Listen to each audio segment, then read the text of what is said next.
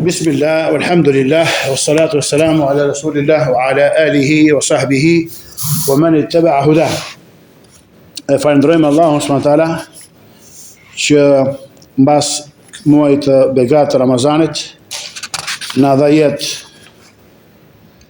dhe shëndet që të arrijmë muajin Shawal të vitit 1446 të Hijretit për të vazhduar me mësimet e lëna përgjithshëm me rastin e muajit të begat të Ramazanit nga libri Sifatu Salati an-Nabi sallallahu alaihi wasallam, pra forma ose mënyra e namazit të pejgamberit sallallahu alaihi wasallam, të djetarin nderuar Sheikh Muqbil bin Hadi al-Wadi al-Yemeni, Allahu mëshiroft, me shërbimin dhe shtojcat e vyera dhe të pasura që i ka bërë e bija e tij, Allahu mëshiroft i adin dhe e ruajt të bijën dhe na dhënë neve dobi dhe mirësi nga ky bashkëpunim i begat.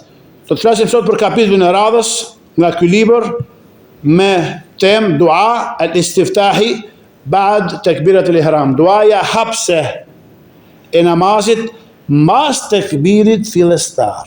Pra, jo më kote ka cilësuar shiku dhe thot wa hadha yadullu ala madha ala anna at-tawajjuh yakunu ba'da at-takbir. Kjo argumenton për diçka të shiku, për çfarë? Se duat hapse të namazit janë mbas tekbirit fillestar. Asnjë medhheb nga medhhebet e Islamit nuk i ka kundërshtuar njerëz të sunetit në këtë çështje përveç shiave. Shiat rafidit çfarë thonë? Thonë që duat bëhen përpara tekbirit fillestar dhe argumentohen me ajete kuranore, pra me fjalën Allahu Rasul, i cili thotë në surën Al-Isra: وقل الحمد لله الذي لم يتخذ ولدا ولم يكن له شريك في الملك ولم يكن له ولي من الذل وكبره تكبيرا. Dhe thuaj alhamdulillah, i cili pra nuk zgjodhi, nuk mori për veten e tij fëmijë, edhe nuk ka ortak në sundimin e tij deri në fund të këtij ajeti në surën Al-Isra. Thonë ata që ky ajet tregon që duaja bëhet përpara tekbirit fillestar.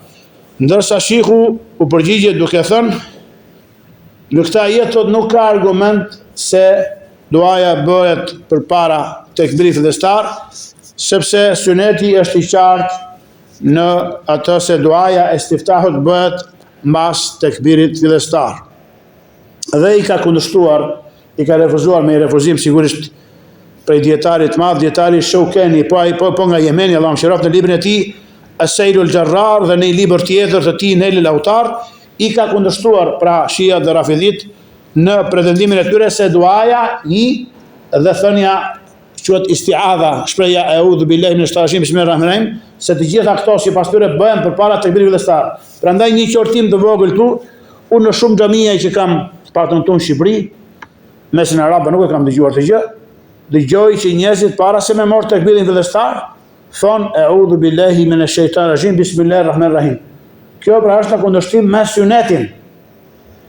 Qof duaja hapse, duaja pra istiftahut hapse namazit që themi subhanaka Allahumma wa bihamdika wa tabaraka asmuka wa ta'ala jadduka wa la ilaha ghayruka, bën mbas tekbirit fillestar. Po ashtu edhe thënia a'udhu billahi minash shaitanir rajim, bismillahirrahmanirrahim, bën mbas tekbirit fillestar dhe përpara leximit të Fatihas.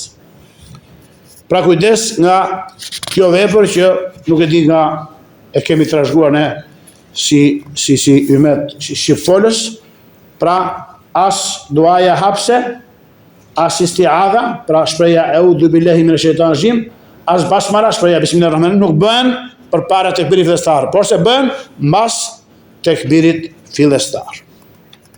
Dhe duat pastaj hapse, kjo është duaja më e shkurtër që u përcolla, sepse shiku nuk ka përmendur, pra nuk është ndalur ke nëse doni zgjeroni, e gjeni tek libri Sheikh Al-Albanit, forma namazit pejgamberit sallallahu alajhi wasallam tekbirit fillestar deri ke selami, sikurse ti e sheh atë, aty gjen të gjitha duat e mundshme të istiftahut që bënte pejgamberi sallallahu alajhi wasallam. Dhe nëse e ke të lehtë, pra të kollajt, mësoj, memorizoj ato dhe lutë Allahun në namazin tënd. Një dua tjetër që bënte pejgamberi sallallahu alajhi wasallam mbas tekbirit fillestar, pra midis tekbirit fillestar dhe leximit të Fatihas, çfarë thoshte?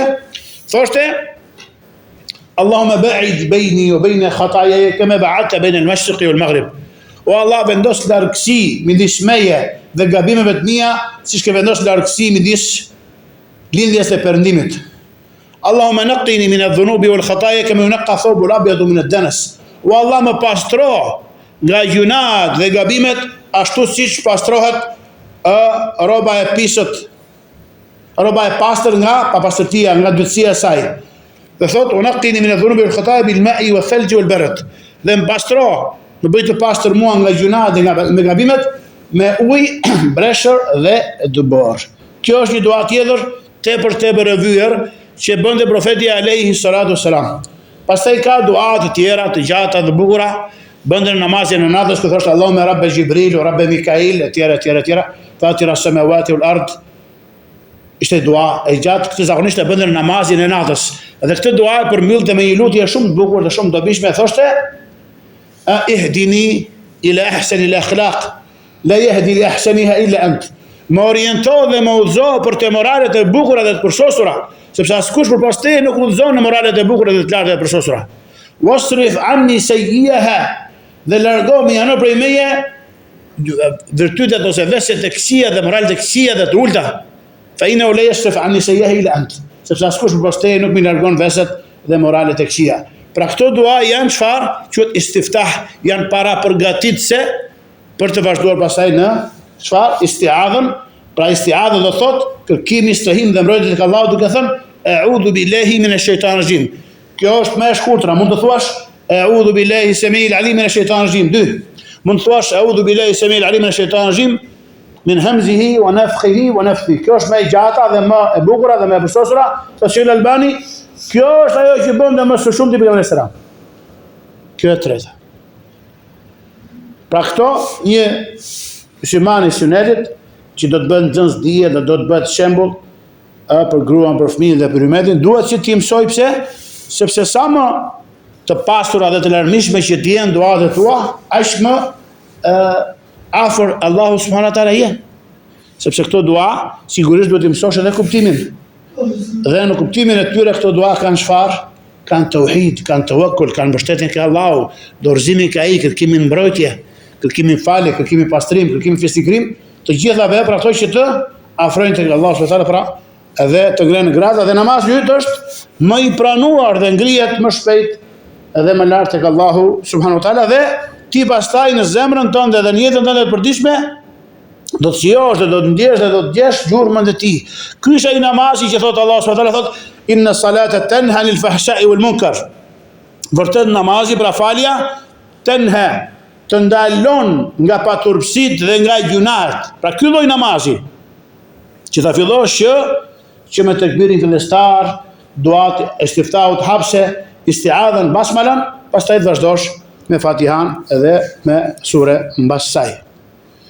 I kapitull tjetër që ka veçuar shehu thot an-niyatu mahaluha al-qalb. Pra niyeti dhe vendi i tillët i niyetit kush është zemra. Pra niyeti nuk është nga punët e gjuhës, është nga punët dhe veprat e zemrës. Dhe thot shehu wa qiyamuka ila salati yu'tabar niyya. Ngritja për të fal namazin tënd, ky konsiderohet niyet. Thot fala yahtaju an taqul, nuk ka nevojë të thuash نويت أن نصلي صلاة الظهر 4 ركعات معتما أو إماما. Pra nuk është e nevojshme të thuash bëra niyet që të fal namazin e drekës 4 rekate, çfarë si xhamatlia apo si imam. Thot qiyamuka ila salati yu'tabar niyya, sepse ngritja dhe përgatitja e jote për të falur namazin, kjo është çfarë konsiderohet niyet. Dhe argumenti i niyetit kush është?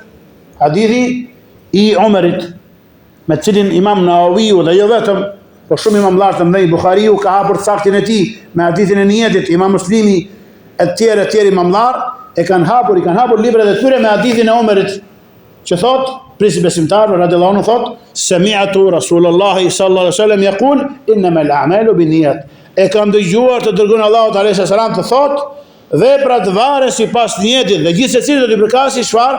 Shpërblimi i veprës në bazë të niyetit që ka pasur. Dhe thot Imam Shafiu dhe Amshiraf të tjerë rosti, thot, ky hadith është çfarë? 1/3 e fesë. Ka të tjerë që thonë ky është gjysma e fesë. Ka të tjerë që thonë Hadithi i niyetit bën pjesë të mbi 70 kapituj prej kapitujve të fiqhut islam. Dhe të gjithë kanë dakord që çfarë niyeti, vendi i tij kush është zemra. Andaj, pra, nëse keni mësuar që përpara se të ngriheni për të falur namaz, nga pleshtë e vjetra apo nga xhallarët e vjetër duhet bësh niyetin, dhe specifikosh a je xhamatli apo je imam, sa rekate do falësh, i drejtove kiblës e më radh, to janë domethënë të pa baza, sepse nuk ka ardhur nga pejgamberi selam se ai bënte gjë të tillë, por se niyeti vendi i tij është zemra. Dhe nuk ka qenë thot udhëzimi i pejgamberit selam shqiptimi i niyetit. Dhe se çfarë adhurimet janë tauqifie, që do të thotë të ndalesh përpara se ti veprosh, ndalu dhe shif. E ka vepruar diçka në një adhurim të caktuar pejgamberi selam? Po. Nëse s'e ke vepruar, mos e vepro. Pra mos e veproj një adhurim përpara se të mësosh si e ka falur pejgamberi selam, çfarë thoshte përpara ti, çfarë përgatitej, si shpreh, si lutej, dhe nuk ka ardhur asnjë vepër nga pejgamberi selam ose asnjë argument që ai të bënte niyet me zë përpara se të falte namazin. Përkundazi ka kërcënuar në hadithin e Aishës radhiyallahu ta'ala anha, që e përcjell Buhariu dhe Muslimi, ku ka thënë: "Men ahdatha fi amrina hadha ma laysa minhu fa huwa rad." Ai që shpik në çështjen tonë, pra në fen islame, diçka që nuk është prej saj, ajo është e refuzuar. Pra i refuzohet veprosit të saj. Edhe në hadithin e Muslimit, që veçuar Muslimi, në hadithi e Aishës thotë: "Men amila amalan laysa alayhi amruna fa huwa rad." Kush vepron një vepër që nuk është prej çështjes, prej fesë, ajo është e refuzuar. Dhe folëm pra ke libri i formës së abdesit për pejgamberin selam, u zgjeruan për çështjen e niyetit, që niyeti çfarë vendi i tij është zemra dhe nuk shqiptohet me gjuhë. Mirë, do të thotë dikush, po bëj pak interesant domethënë këtë pjesë. Thotë po mirë, ne kemi dëgjuar orë që kur shkojmë për të bërë haxhin dhe umrën, bëjmë niyetin kur kalojmë në miqat. Themi jo, kjo është shprehje e gabuar, ne nuk bëjmë niyeti kur kalojmë në miqat, ne bëjmë telbijen, themi lebejke umratan, ose lebejke Allahume umratan, ose lebejke Allahume umratan, mutamattian biha ila al-hajj. Thosë Ibn Taymiyin ne bëjmë telbijen, e cila është sikur tekbiri vëllestar për namaz. Ti thua Allahu Akbar dhe thotë u lidha namaz. Pra me shprehjen Allahu Akbar ti çfarë? Hyn në namaz, pra lidhesh në namaz. Dhe me shprehjen që bën ti në miqat, lebejke umratan, ju përgjigja thirrjes tënde o Zot për umra ju përgjigja, ose lebejke Allahume umratan, ose për haxh çfarë thua? Lebejke umratan mutamattian biha ila al-hajj. Ju përgjigja thirrjes tënde për umra dhe do të qëndroj derisa të kryej haxhin. Thot ti dëshmon që u lidhe në rritjen e umrës, pra hyre, e fillove, startove. Nuk po bën niyetin thot. Pra kujdes, mos bini dhe nuk të gabim, se shumë pjesa dërmuese, 99.99% thot, është kur ta bëjmë niyetin thot, në mikat. Themi nuk është niyeti, niyetin e ke bërë që kur ke kontaktuar agjencinë apo që ku e bër gati me shku me bahazhin, umrën ke prerë biletën me radhë, e ke bërë niyetin, pra para përgatitjet. Nëse niyeti vendi i tij është zemra, ti në mikat çfarë bën? Telbijen, atë shprehjen që ju përgjigja thirrjes tënde o Zot për umra ose për umra dhe për haxh. Pra ishte nevojshëm ky sqarim. Tjetër kapitull pra, folëm kapitulli i parë ad-dalilu ala ta'limi salati bil fi'l. Mirë që t'i kthemi kasetave ose atyre shënimeve, argument që profeti sallallahu alajhi wasallam çfarë ka mësuar namazin, sahabë dhe bashkë me ta gjithë umetit me vepra konkrete. Dhe nuk ka gjë të keqe që imami her pas here çfarë ti thot xhamatit e jani të rifreskoj, të ripërkujtoj çfarë formën e namazit të pejgamberit sallallahu alajhi wasallam, nga tekbir vestari deri ke selami. Mund ta bëj në mimber, duke imituar hadithin pra, veprën e pejgamberit, do thoni ju pse mimber? Sepse mimberi për urtësive të tij çfarë është që është vendi më i lartë në xhami. Ashtu që dhe ai që është në fund të xhamisë çfarë e dëshmon kur i bën imami mimber apo jo? Prandaj për urtësive të mimberit është që është me 3 shkallë. Dhe pejgamberi selam çfarë mori tekbirin vëllestar duke qenë mbi shkallët e mimberit. Ka qenë me 3 shkallë, jo më tepër. Mimberi i tij. Dhe pan sahabët gjitha lëvizjet pra e namazit që ka bërë. Ndoshta e ka ngritur dhe pak zërin ato 2 rekate që ata të dëgjojnë nëse është falur. Mbas tekbirit fillestar çfarë ka lexuar? Çfarë duaje istiftahu? Si e ka bërë istiadhen, basmalan, Fatihan, çfarë ka lexuar mbas Fatihas? Dhe pastaj u ka treguar se si bie në ruku dhe në sejdë, pra mbi 7 gjymtyrë që ta shohim. Tham folën për tekbirin e ihramit dhe erën tjetër sqaruam që shpreja Allahu Akbar, pra tekbiri fillestar, çfarë është? Është shtyll. Po ngritja e duarve, do ta flasim tash inshallah ke ky kapitull. Ngritja e duarve mendimi më saktë çfarë është? Është sunet.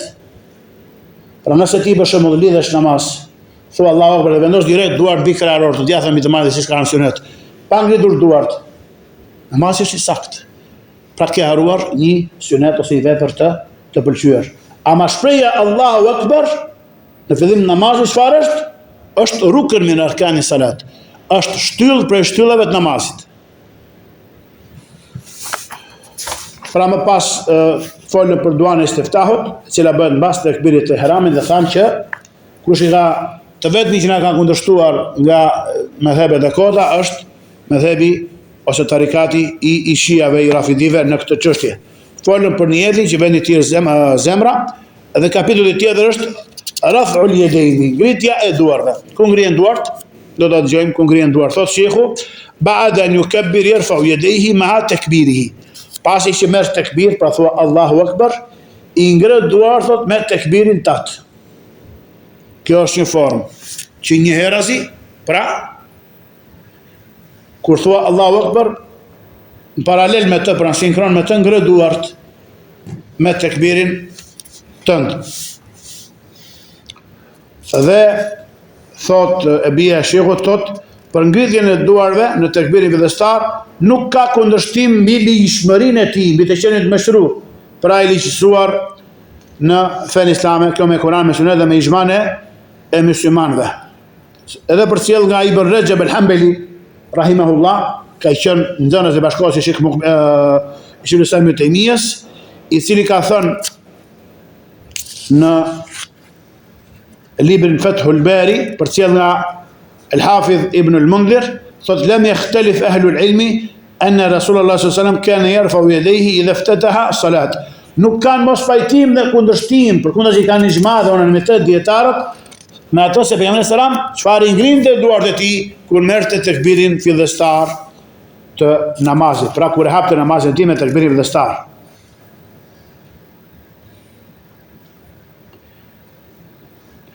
Dhe thamë që kjo vepër është sunet ose është vepër e pëlqyeshme. I vetmi nga ulemat e islamit që është i mendimit se ngritja e duarve është wajib, është detyrë dhe obligim, dhe nëse e lë namazin e këtë pasakt, është Ibn Hazmi. Ibn Hazmi, dhahiri, dietar nga dietarët e Andaluzis,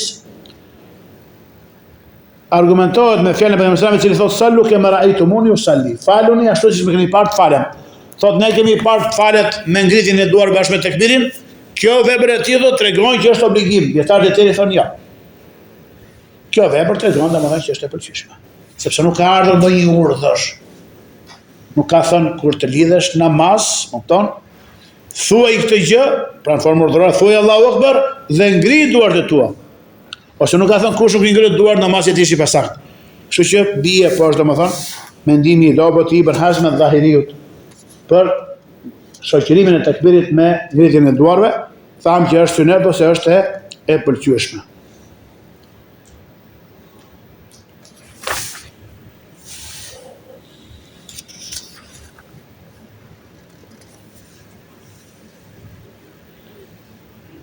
Kapitulli tjetër është mawadi rafa al-yadayn fi as-salah.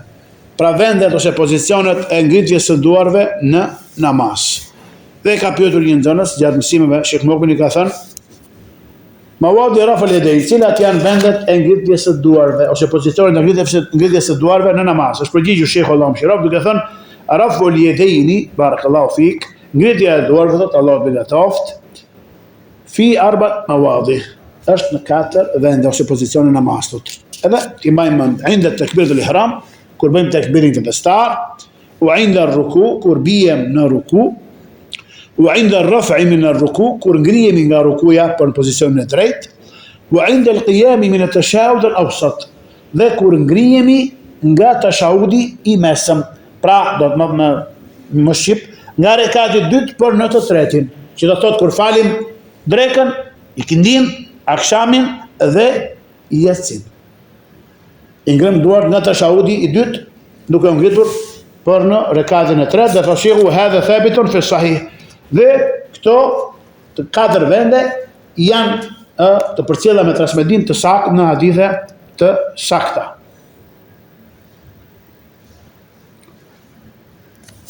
Hadithin e saktë e përcjell Buhariu për to katër vende, Muslimi nga Abdullah ibn Umar radhiyallahu anhuma, cili përcjell se pejgamberi sallallahu alaihi wasallam thotë kana yarfa'u yadayhi, ishte që i ngrinte duart e tij, thotë hadwa mankibaihi, në lartësinë e shpatullave të tij, idha ftataha as-salat, kur hapte namazin e tij pra me tekbirin fillestar, wa idha kabbara liruku, dhe kur binte pra merrte tekbir për të rënë ruku, wa idha rafa'a ra'sahu min ar-ruku, dhe kur ngrinte kokën e tij nga rukuja, rafa'ahuma kadhalik aidan, pra ngrinte po ashtu duart kur thoshte pra semi Allahu liman hamida rabbana wa lakal hamd,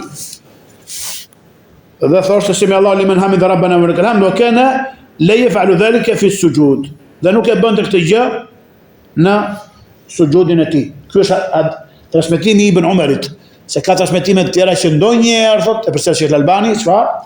Ndonjëherë i ngrinte duart dhe kur binte për në sejdë. Domethënë u bën 5, por këto katër vende janë që i ngrinte duart gjithmonë.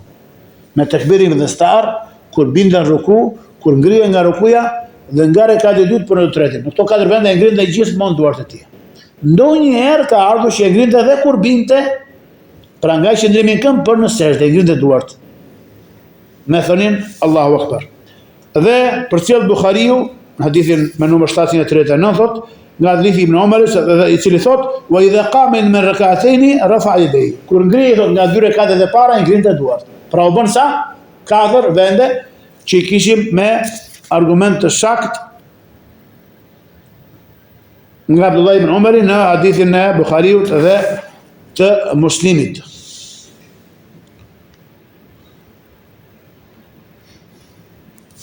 Imam Nawawi Allah mëshiroft thot në komentin e që ka bërë Sahihut të Muslimit, thot ejma'at al-umma ala istihbab raf' al-yadayn 'inda takbir al-ihram. Ka unanimitet, pra ka rënë dakord me unanimitet dy me Islam mbi pëlqyeshmërinë e ngritjes së duarve në tekbirin fillestar. Wa ikhtalafu fi ma siwaha.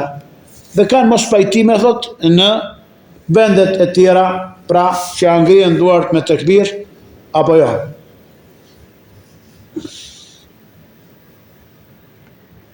Dhe përcjell nga fjala me Imam Shafiut, me Mahmedit dhe pjesës dërmuese pra xhumhurit të dietarëve prej sahabëve dhe të tjerë që kanë ardhur bastyra, se ata kanë thënë yustahabbu, pra është e pëlqyeshme raf'uhuma, ngritja e dy duarve, gjithashtu në ruku, ngritje nga rukuja dhe kur ngrihesh nga tashahudi i parë, pra ose i mesëm që quhet. Mund të quhet tashahudi i parë ose mund të quhet e quhen dhe tahiyatul usta, tahiyati i mesëm. Pra namazi me 3 rekate sa tahiyat, sa tashahudi ka? Ka 2. Pra nga i pari për në rekatin e tretë pëlqet që t'i ngrem duart.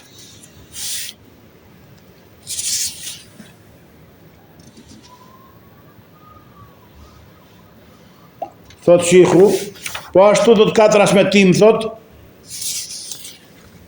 se i ngrinte duart kur ngrihej nga sejdja, por se nëse ne kemi përmendur në librin tonë të Riyadul Janna, duhet të rikthehemi te hadithi të shikhu, që të sigurohemi për saktësinë e tij. Pra shikoj dietari ka shkruajtur libra në jetën e tij, edhe thot në filan libër thonë kanë përmendur thot që edhe kur ngrihesh nga sejdja ndonjëherë të ngrihen duart. Por se do parë thot ky transmetim. Edhe ajo që unë kam lexuar nga Sheikh Albani është se ndonjëherë bën që ti ngresh duart edhe kur bie nga qiyemi, pra nga qëndrimi në këmbë për në sejdë, ose edhe kur ngrihesh nga sejdja, e bën këtë gjë rrallë, nuk e bën rrugë. Pra nëse shef dikën që i ngre duart nga qëndrimi në këmbra, mbasi është ngritur nga rukuja, por në sejdë mos e qorto, ose edhe ti vetë veproje. Apo nëse i ngre duart kur është nga sejdja, pra për në qëndrimin e dy sejdë dhe i ngre duart, mos e qorto sepse kjo vepër ka bazë në sunetin e pejgamberit selam. Po ashtu Sheikh Albani Allah mëshiroft, përcjell gjithashtu se ndonjëherë, pra rrallë herë, ose ndonjëherë pejgamberi selam i ngrinte duart kur ngrihej nga rekati i tretë për në të katërtin. Pra në cilat namaze? Dregës, të ikindis dhe të yatsis. Pra ndonjëherë i ngrinte duart dhe nga rekati i tretë për në të katërt. Pra i ngrinte duart me tekbirin e tij. Ndoshta me kaq inshallah është mjaftueshëm për këtë mbrëmje, veçanërisht që kemi ardhur nga një muaj e ca pa mësim dhe pa mezhlis.